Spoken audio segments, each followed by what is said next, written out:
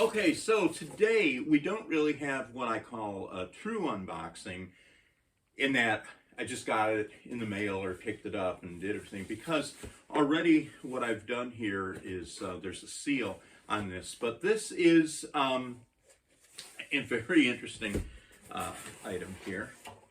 And like everything that comes from McIntosh, this is from McIntosh.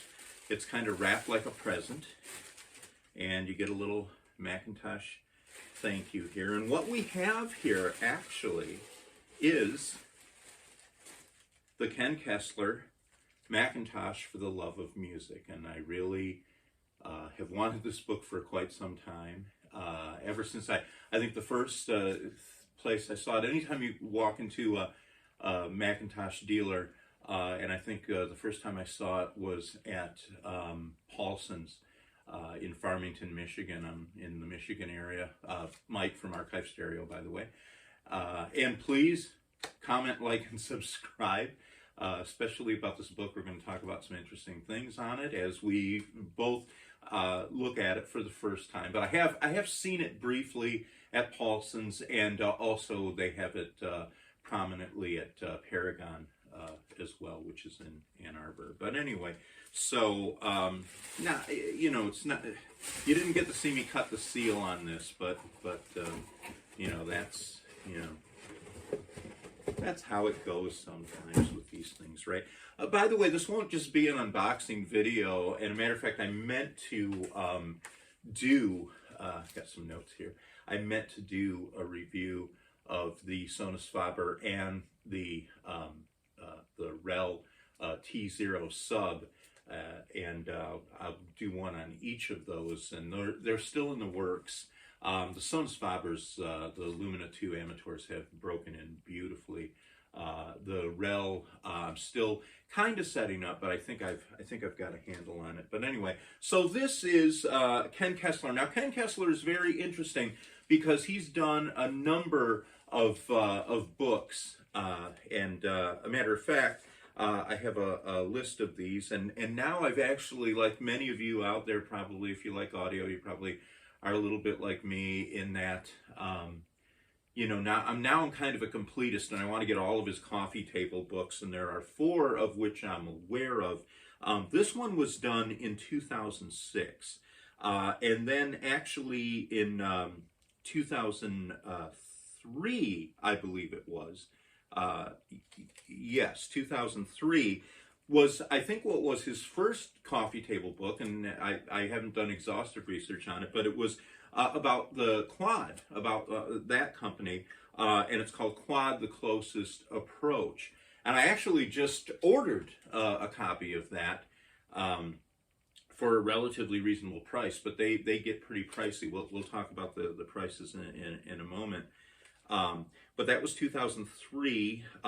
So that was the first book. This was the second one, 2006. Then 2008, there was a soft cover called Sound Bites, 50 Years of Hi-Fi News. I haven't been able to find a hardcover version of that anywhere, but that actually you can kind of find reasonably priced. And then it looks like the fourth one, and the one that I really want to get, because I have had CAF speakers come through this room, as it were, CAF 50 Years of Innovation in Sound, and that is also co-authored with Dr. Andrew Watson.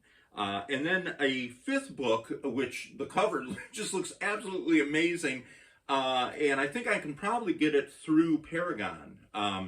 And I'll put some links on this, but it's one of the few, I think, that's still readily available as a new book, and that is Audio Research, Making the Music Glow, and that's from 2021. The CAF book was from 2011, and they're all, you know, between 200, 300+ pages, have, you know, beautiful feel to them, you know, like this one. This is a very substantial book. Now, the thing is, that sort of provocative thumbnail, if you saw that, getting a $1,278.87 book for $150. Well, how do you do that? Well, I don't know what it is, but sometimes on abebooks, abebooks.com, you find these prices like this.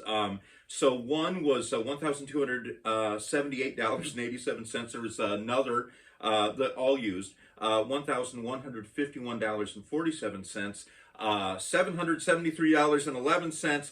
One for an even 420, and the two bargains, $249.95 or $225. But the thing is, if you go to just type in Google McIntosh history book, that will take you to the page on McIntosh where you can still buy this from. I bought it from McIntosh, and again, admittedly, $150 is a lot for a book. Even a coffee table book, but still, it's not $1,278. So anyway, the one thing that I wanted to say on that is, and this is not a shameless plug or anything really, more a humble brag, I guess. But in 1993, I wrote a book about WKRP in Cincinnati. That was my master's thesis, believe it or not.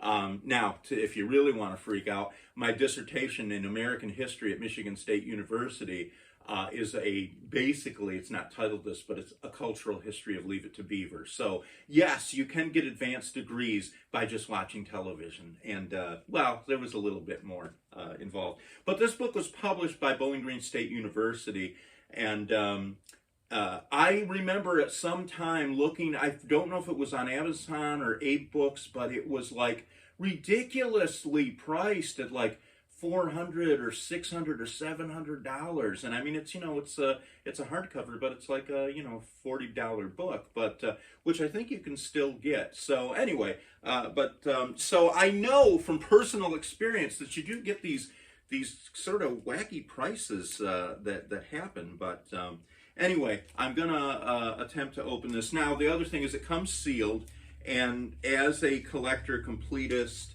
I'm kind of a little nervous to do this, but I've already kind of poked my finger in here, so hey, I might have to edit this down because I had meant to have a nice little sharp edge here, and I don't know. These make great car scrapers too, CDs that you don't use anymore. And I think we've got it started here now enough so you can join in with me in the excitement of watching a person peel plastic wrap off of a book. Yeah. See, this is the promise of television fulfilled, isn't it? Or in this case, the promise of YouTube fulfilled. We'll know we've reached the pinnacle of society when we can watch an old guy pull some plastic sheeting off of a book. And there we go. So it's free, it's open, it's ready to look at. It's not free, especially if you buy it for some of those prices. But so let's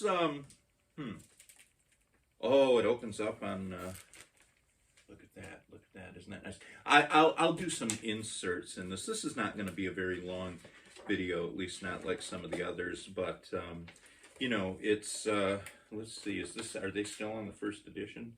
I'm not quite sure. But so we begin with where it all started. I don't know how well you're able to see this. Maybe I should. This is kind of exciting though. I don't know if it's $150 exciting, but it's no, it is exciting. Oh, look at this! You get the first stamp. I don't know why I'm showing it up like that. I'll do some inserts in here. The first McIntosh Laboratories Inc. building. I mean, it is impressive. The pages. It does, like people say, it folds flat, so that's kind of nice. Just beautiful pictures in here. They have the looking right now at the C22 preamplifier, and let's take a look here. Solid state. What I want to see is if they have the what I've got over there, the little MA6100, and let's see if I can find that. I see the 2505, which is an amp I wouldn't mind owning in the future. And but yeah, it's exciting to go through. I can't wait to look at this. They've got stuff on their speakers, receivers and tuners, clinics where they go around the country and talk with the people.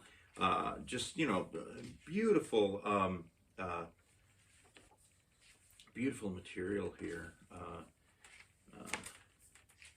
You know, looking at some of the turntables and all of that. So yeah, this is going to be something that I'm going to need to go through.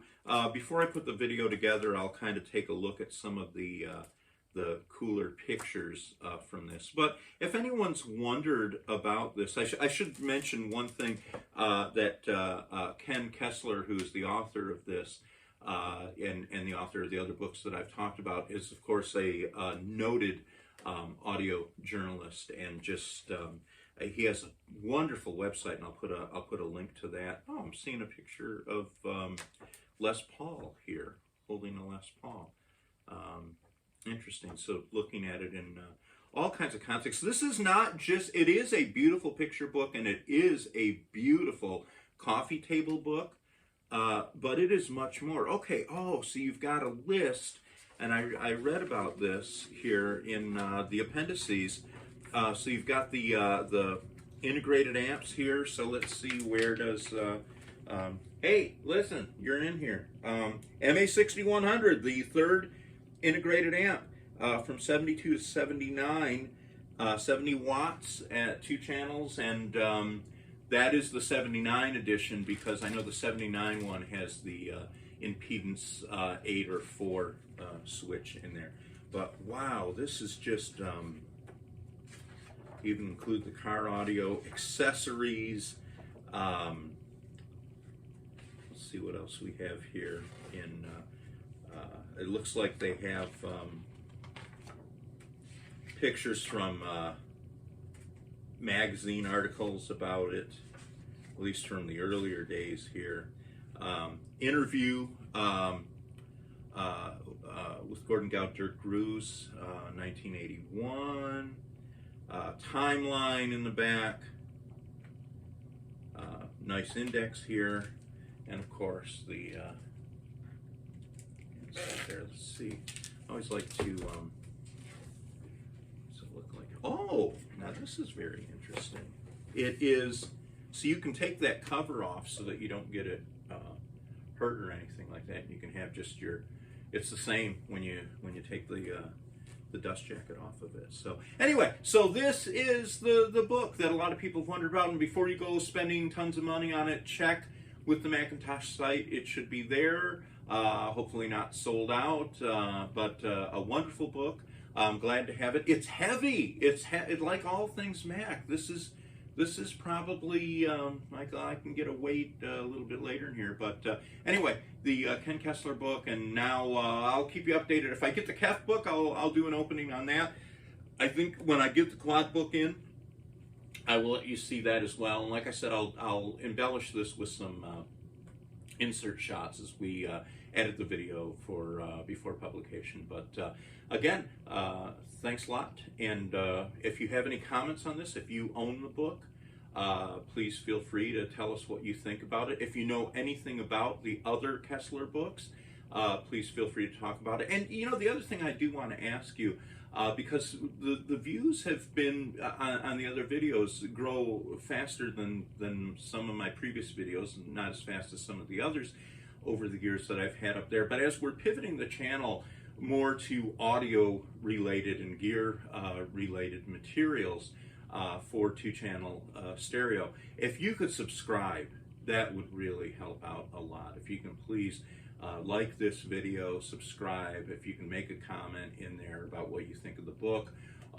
or you know, if you have one, or if you have any of the other Kessler books, I'd like to hear about those, because I really do want to get the Kef one, and I do want to get the one.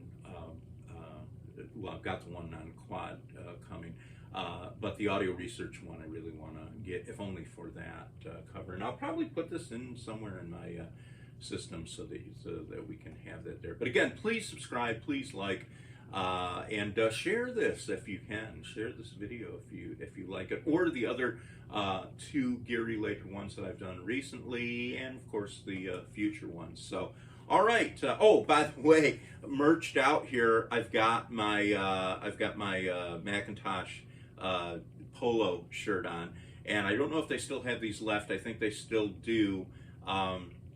I, of course, had to get the 2XL size just because that's what I needed. But I do want to say this. I love this shirt. It is substantial. It is wonderful.